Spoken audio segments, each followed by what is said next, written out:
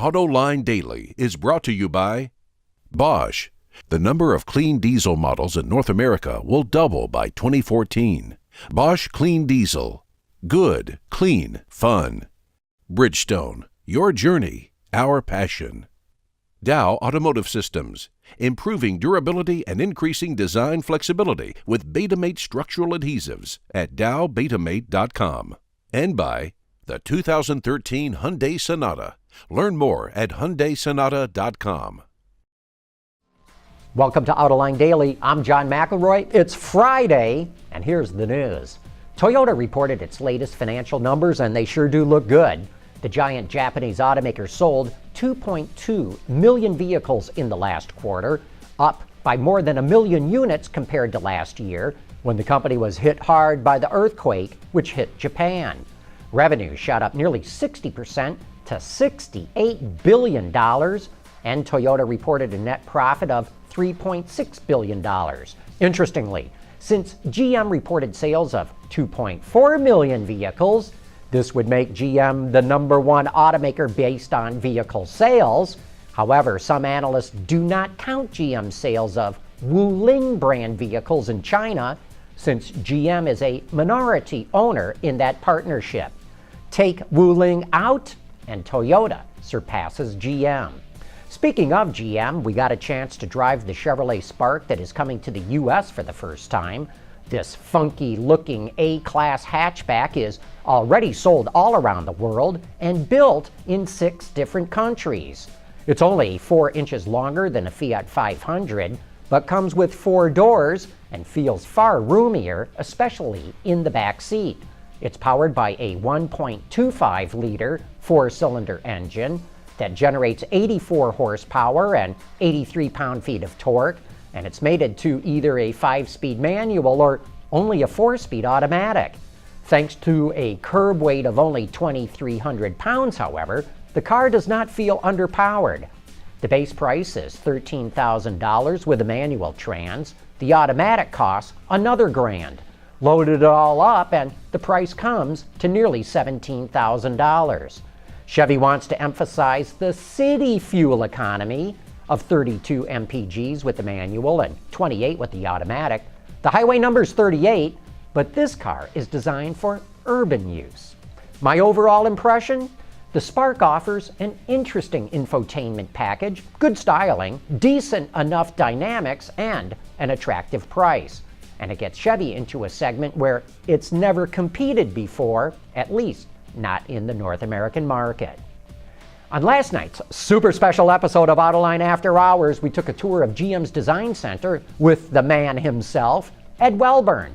There was a ton of cool stuff on display, but on the way out, we ran across something I'd never seen before, called the Pegasus.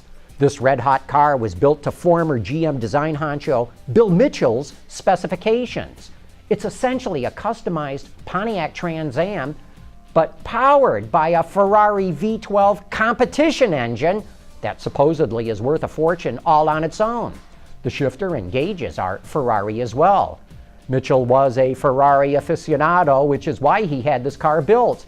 When he retired from GM, he took the car with him with the stipulation that when he passed away, it would be returned to the company in exactly the same condition. I'm glad he held up his end of the bargain so we all could get a chance to see this orphaned auto. Automakers are locked in a transmission arms race. With every design cycle, they add more gears and more fuel-saving features. Ford just kicked off production of its latest gearbox, so to speak, its new HF35 front-wheel drive transaxle. This is Ford's all-new hybrid transmission that we build here in the suburban Detroit area at our Van Dyke plant. Previously, we were importing this transmission from Japan for use in our hybrids, but now we've taken over the design and we've introduced the next generation, and it'll be used in the Fusion hybrid, the Fusion Energy hybrid, the C-Max hybrid, and the C-Max Energy. Production of this new transmission is part of a $632 million investment that Ford and its suppliers are making in North America to increase manufacturing flexibility and capacity. Interestingly, by doing the work in-house, the company was able to reduce development costs by 20%. Hey, good news for the fans of the Nurburgring. The track just got a loan guarantee from the German state of Rhineland-Palatinate. The loan, which amounts to 254 million euros, will allow the track to avoid defaulting on debt it accrued while building a hotel and theme park. We reported a couple of weeks ago that the track was at risk of going into bankruptcy if it didn't get some sort of bailout.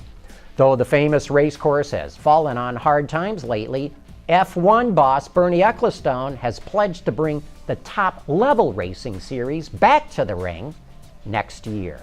Hey, coming up next, we got Ed Welburn talking all about that mysterious Studio X.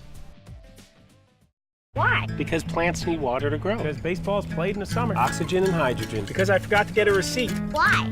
Why not? Why? Why don't you go ask your dad? Do Sonata drivers know something you don't?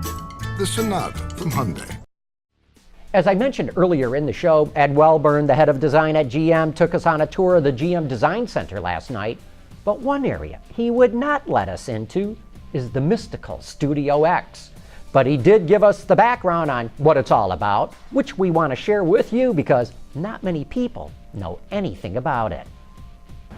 So Studio X, that's super high, top secret, right? Well, you know, we have a lot of security around here, as you know. A lot of security around production studios. The advanced studios have even more security.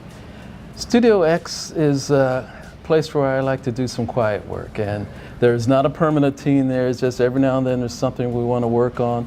We did the original work on the Camaro concept. We did that down there. We did the presidential limousine down there. That's how secret a place it is. Very few people that work in this building even know where it is. In the rapid fire part of last night's show, based on a viewer's question, we asked Ed to at least point in the direction of Studio X, and if I'm reckoning right, it might be in the northeast part of the building. Anyway, if you did not see that show, check it out at our website, Autoline.tv. It really is a terrific view of what goes on inside GM's Design Center that almost no one on the outside has ever seen before. And that wraps up this week's Worth of Reports. Thanks for watching. We'll see you on Monday.